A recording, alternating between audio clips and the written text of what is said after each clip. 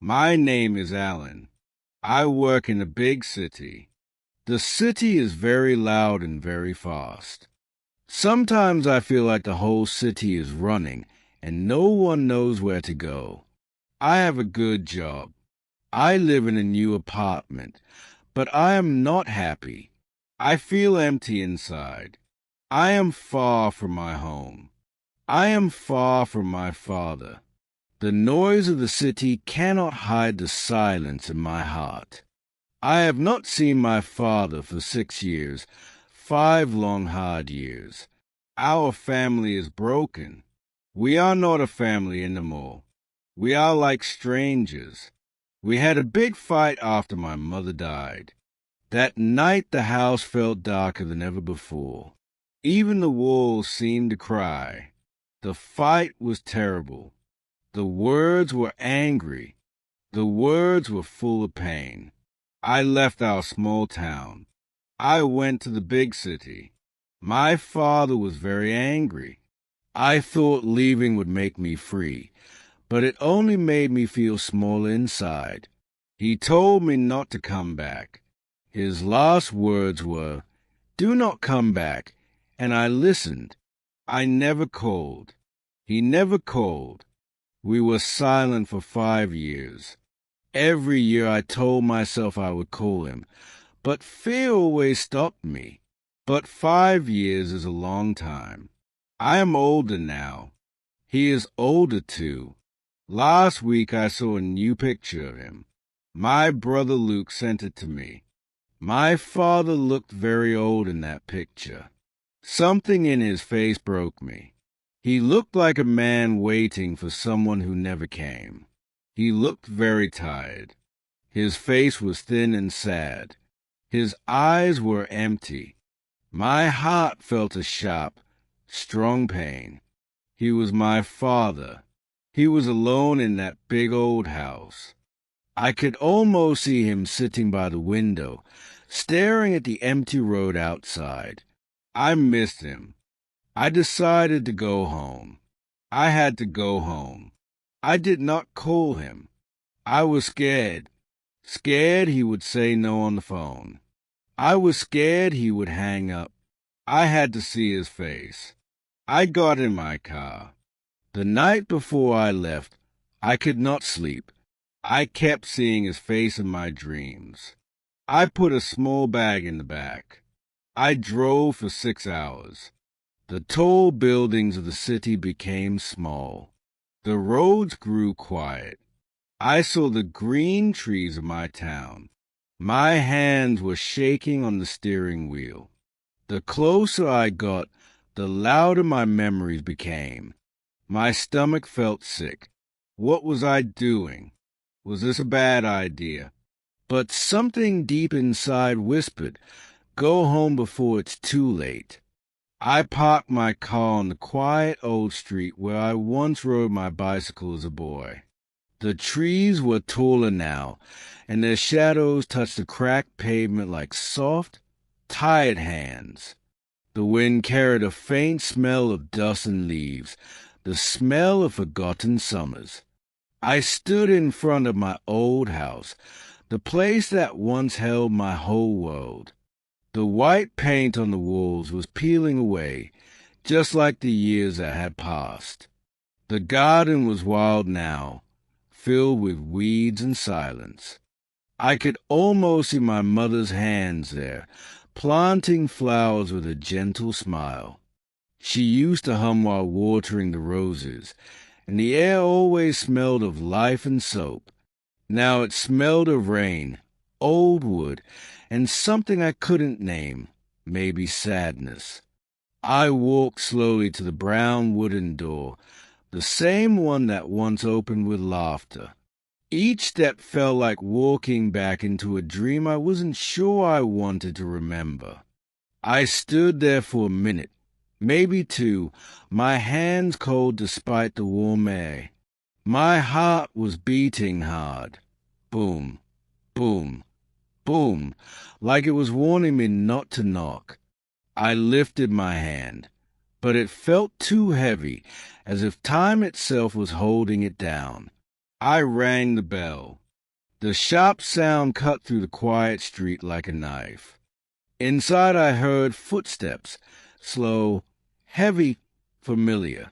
The lock turned, a sound so small, but it echoed deep in my chest. The door opened. My father stood there.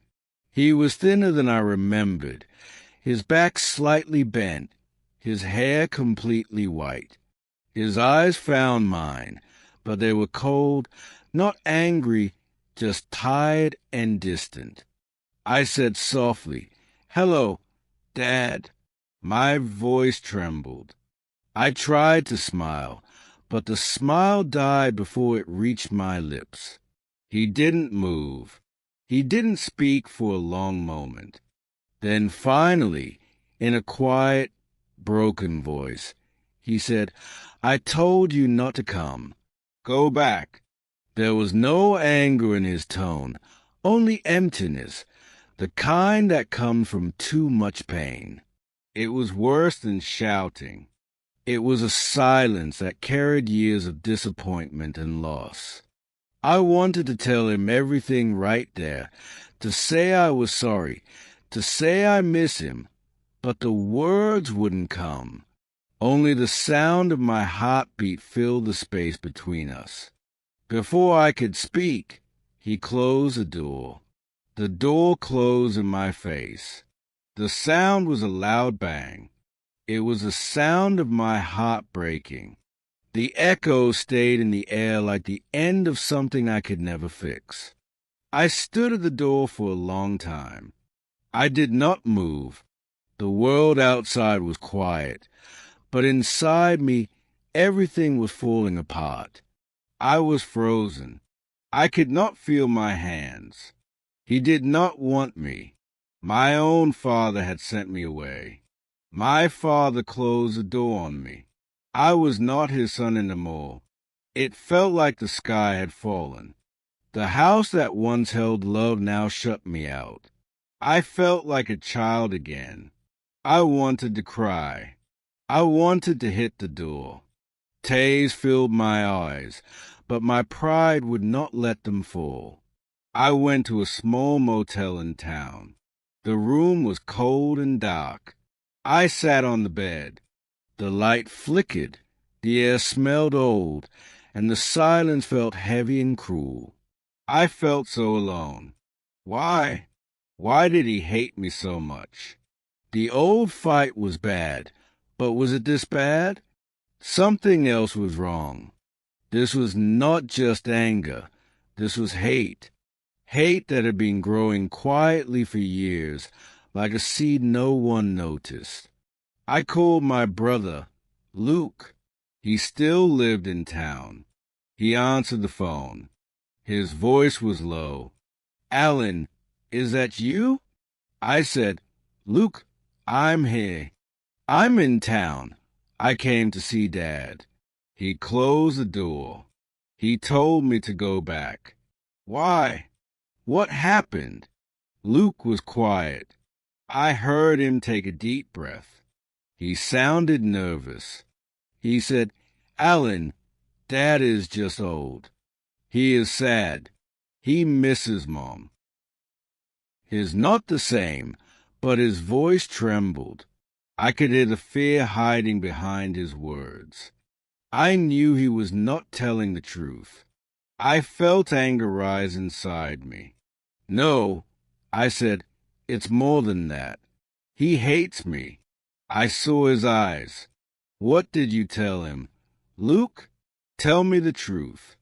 Luke started to cry. His voice was small, like a child. He said, "I'm sorry. I'm so sorry. Alan, I didn't mean to." My heart stopped for a second.